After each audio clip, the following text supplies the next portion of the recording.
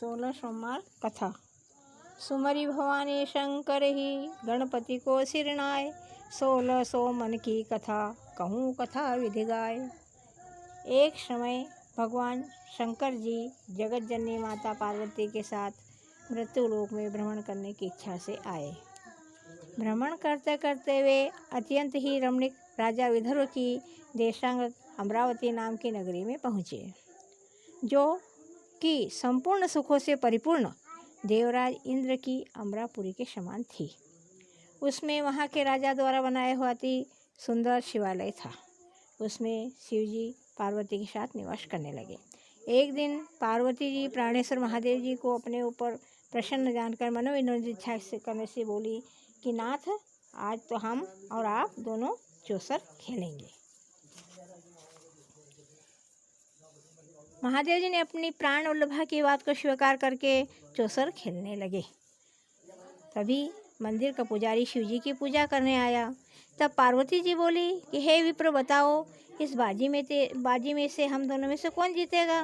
ब्राह्मण बिना बेचारे ही बोल उठा, महादेव जी जीतेंगे। जब बाजी खत्म हुई तो पार्वती जी की जीत हो गई। तत्पश्चात वो क्रोधित हो ब्राह्मण को झूठ बोलने के अपराध से शाप देने लगी। महादेव जी ने उन्हें बहुत समझाया, परंतु उन्होंने ब्राह्मण को कोढ़े होने का श्राप दे ही दिया। कुछ दिन बाद ब्राह्मण के सारे शरीर में कोढ़ हो गई। अब तो ब्राह्मण बहुत दुखी हुआ। इस प्रकार उसे काफ़ी दिन बीत गए। एक दिन देवलोक के कुछ अप्सराएं महादेव जी की पूजा करने इस मंदिर में आई। पुजारी को कोढ़ से दुखी देख वे उसका कारण पूछने लगी। तब ब्राह्मण ने आदोपांत सब कथा कह सुनाई। अप्सराएं बोली, हे विप्र, तुम दुखी मत हो, शिव जी तुम्हारे सब दुखों को दूर करेंगे। तुम सब व्रतों में जो सर्वोपरि 16 सोमवार का व्रत है उसे भक्ति सहित करो। तब पुजारी अपने दोनों हाथ जोड़कर अति विनम्र वचनों से उन अप्सराओं से 16 सोमवार के व्रत की विधि पूछने लगा। अप्सराएं बोली कि हे विप्र, जिस दिन सोमवार हो उस दिन भक्ति भाव से व्रत करे, स्वच्छ वस्त्र पहने और आधा सेर गेहूँ का स्वच्छ आटा लेकर उसके 3 अंगे बनावे और घी, गुड़, धूप, दीप, नैवेद्य, पुंगी फल, जनेऊ जोड़ा, चंदन, अक्षत और पुष्प आदि से प्रदोष काल में महादेव जी का विधि से पूजन करें। तत्पश्चात उन अंगों में से एक शिवजी को अर्पण करें और शेष 2 अंगों को शिव प्रसाद जानकर उपस्थित जनों में बांट दें। फिर स्वयं प्रसाद ग्रहण करें। इस प्रकार 16 सोमवार का व्रत करें। फिर 17 सोमवार के दिन 5 सेर गेहूँ का चून ले, उसकी बाटी बनावे, उसमें गुड़ घी मिलाकर चूरमा तैयार करें। फिर शिवजी को भोग लगाकर भक्तों में बांटकर उसका सकुटुंब प्रसाद पावे। ऐसा करने से शिव की कृपा से उसके सब मनोरथ पूर्ण होते हैं। ऐसा कर अप्सराएं स्वर्गों को चली गई। ब्राह्मण ने उनके बताए गए विधि विधान से 16 सोमवार का व्रत किया और शिवजी की कृपा से कोढ़ मुक्त हो आनंद से रहने लगा। कुछ दिन बाद शिव पार्वती उस मंदिर में आए। तब पार्वती जी ने ब्राह्मण को निरोग देख उससे कारण पूछा। उसने 16 सोमवार की व्रत कथा कह सुनाई। पार्वती जी प्रश्न व्रत करने के लिए व्रतों की विधि पूछने लगी, जिसके कारण उनके रूठे हुए पुत्र कार्तिक माता के आज्ञाकारी हुए। एक दिन इतने अपने विचारों को माता के प्रति बदला हुआ जानकर माता से पूछा कि आपने कौन सा उपाय किया जिससे मेरा मन आपकी ओर आकर्षित हुआ। तब पार्वती जी ने 16 सोमवार व्रत कथा कहा सुनाई। वे बोले, यह व्रत मैं भी करूँगा, क्योंकि मेरा मित्र विदेश गया है, मेरी उससे मिलने की इच्छा है। जब उनने भी व्रत किया तो उनको प्रिय मित्र मिल गया। अब मित्र से मिलने का वेद पूछा। वे बोले, हे मित्र, मैंने 16 सोमवार का व्रत किया जिसके प्रभाव से तुम मिले। अब उस ब्राह्मण मित्र ने भी अपनी विवाह की इच्छा करके उसका विधि विधान पूछा और यथाविधि व्रत किया। एक दिन व्रत के प्रभाव से किसी कार्यवश विदेश गया। वहाँ राजा की लड़की का स्वयंवर था। राजा की प्रतिज्ञा थी कि जिस किसी के गले में सर्व आभूषणों से अलंकृत हथनी माला डाल देगी, उसी के साथ उसका विवाह कर दूंगा। शिवजी की कृपा से ब्राह्मण स्वयंवर देखने की इच्छा से राजसभा में एक ओर जा बैठा। नियत समय पर सर्व आभूषणों से सुसज्जित राजकुमारी आई और ब्राह्मण के गले में वरमाला डाल दी। राजा ने प्रतिज्ञा अनुसार बड़े धूमधाम के साथ अपने प्रिय पुत्री का विवाह ब्राह्मण के साथ कर दिया और उसे बहुत श्रद्धा से संतुष्ट किया। ब्राह्मण सुंदर राजकुमारी को पाकर सुखमय जीवन व्यतीत करने लगा। एक दिन राजकन्या ने पति से पूछा कि हे नाथ, आपने कौन सा पुण्य किया जिसके बल से मैंने सब राजकुमारों को छोड़कर आपको वरण किया। ब्राह्मण बोला, हे प्रिय, मैंने अपने मित्र कार्तिक द्वारा बताए गए 16 सोमवार का व्रत किया, जिसके प्रभाव से तुम जैसी राजलक्ष्मी प्राप्त हुई। व्रत के प्रभाव को सुन वह बहुत आश्चर्यचकित हुई और पुत्र की कामना से व्रत करने लगी। शिव जी की कृपा से उसके गर्भ से सर्वगुण संपन्न सुशील एक पुत्र पैदा हुआ। माता पिता उस पुत्र को पाकर बहुत ही प्रसन्न हुए और अनेक प्रकार से उसका लालन पालन करने लगे। जब पुत्र बड़ा हुआ तो उसने अपनी माता से पूछा कि आपने ऐसा कौन सा श्रेष्ठ उपाय किया जिसके बल से मैं तेरे गर्भ से पैदा हुआ। राजकुमारी ने अपने पुत्र के वचन सुन 16 सोमवार व्रत की कथा विधि कह सुनाई। पुत्र ने ऐसे व्रत जो सब मनोरथों को पूर्ण करने वाला है सुना तो राज अधिकार पाने की उत्कंठा से व्रत करने लगा। तब एक देश के वृद्ध राजा ने कुछ दूतों को अपनी कन्या की योग वर ढूंढने को भेजा। उन्होंने आकर उसी ब्राह्मण कुमार को जो सर्वगुण संपन्न था वर्ण किया और राजा ने अपनी प्यारी पुत्री का विवाह उसके साथ कर दिया।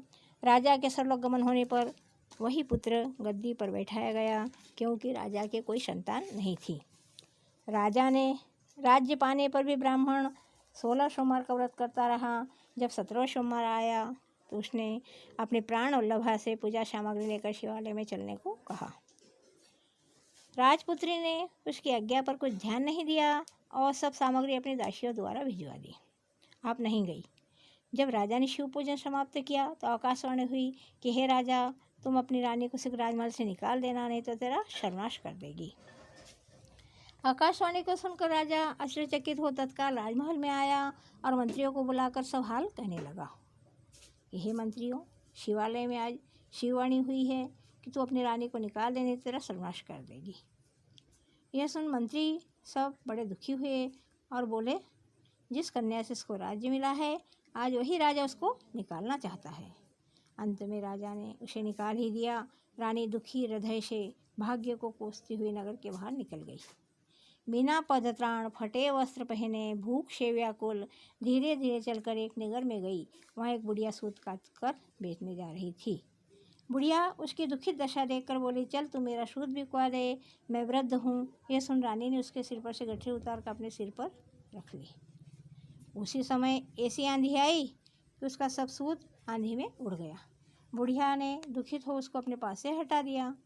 अब रानी तेली के घर गई तो उसके सब तेल के घड़े उसी वक्त शिवजी के कोप से चटक गए। यह देख तेली ने भी रानी को अपने हाथ से निकाल दिया। अत्यंत दुख पाती हुई वह नदी के किनारे पर गई तो उसका पानी सूख गया। तत्पश्चात वह एक वन में एक तालाब की सीढ़ी उतरकर पानी पीने को हुई कि उसका जल नीला असंख्य कीड़ों से युक्त गंदा हो गया। प्यास से व्याकुल रानी ने उसी जल को पीकर एक पेड़ की सुंदर शीतल छाया में विश्राम करना चाहा। पेड़ के नीचे जाते ही उसके सब पत्ते सूखकर जमीन पर गिर पड़े। उस वन के कुछ ग्वाला जो गाय चराते थे, पानी पिलाते थे, उस वन की ऐसी दशा देखकर बड़े दुखी हुए और रानी को पकड़कर जो मंदिर के पुजारी थे उनके पास ले गए। उनके मुँह की कांति और शरीर कुमला हुआ जान गए कि यह कोई राजपुत्र है और गतिविधि की मारी है। ऐसा सोचकर पुजारी जी ने कहा, हे बेटी, तू मेरे आश्रम को चल, अतः तू मेरी पुत्री के समान है।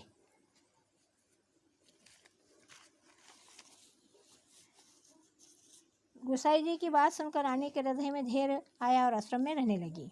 परंतु रानी जो भोजन बनाती उसमें कीड़े पड़ जाते और पानी लाती उसमें भी कीड़े पड़ जाते।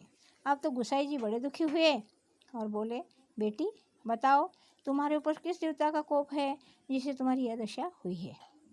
गोसाई जी की बात सुनकर रानी ने आधो उपांत सब कथा कह सुनाई। तब गोसाई जी भूतेश्वर भगवान शिव जी के अनेक प्रकार से स्तुति करने लगे और रानी से बोले, पुत्री, अब तुम सब मनोकामनाओं को पूर्ण करने वाला लगातार 16 सोमवार का व्रत करो और इसके प्रभाव से तुम अपने कष्टों से मुक्त समझना। रानी ने गोसाई जी के कथनानुसार 16 सोमवार का व्रत यथाविधि समाप्त किया। 17वें सोमवार के पूजन से राजा के हृदय में विचार उत्पन्न हुआ कि रानी को गए काफ़ी दिन बीत गए, न जाने कहाँ कहाँ भटक रही होगी। यह सोचकर राजा ने उसे दूत ढूंढने को चारों तरफ भेजे। दूत ढूंढते ढूंढते गोसाई जी के आश्रम में गए।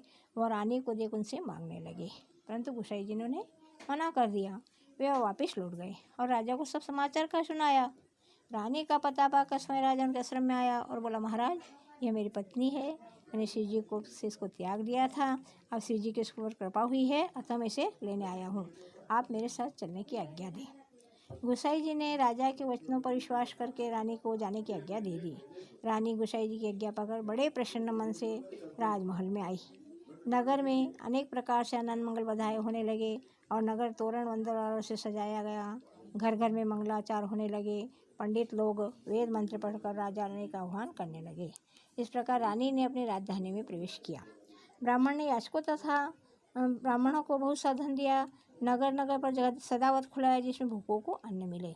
इस प्रकार शिव जी की कृपा से राजा राजमहल में रानी के साथ अनेक सुखों को भोग आनंद से जीवन व्यतीत करने लगा। अब तो राजा रानी बड़े भक्ति भाव से प्रतिवर्ष शिव जी के 16 समार का व्रत यथाविधि करने लगे। अनेक सुख भोग कर अंत में शिवलोक को गमन किया। इस प्रकार जो मनुष्य मन कर्म वचन से भक्ति सहित 16 सोमवार का व्रत करेंगे वह लोग अनेक सुख भोग कर अंत में शिवलोक को प्राप्त करेंगे। यह व्रत सब मनोरथों को पूर्ण करने वाला है। बोलो शंकर भगवान की जय।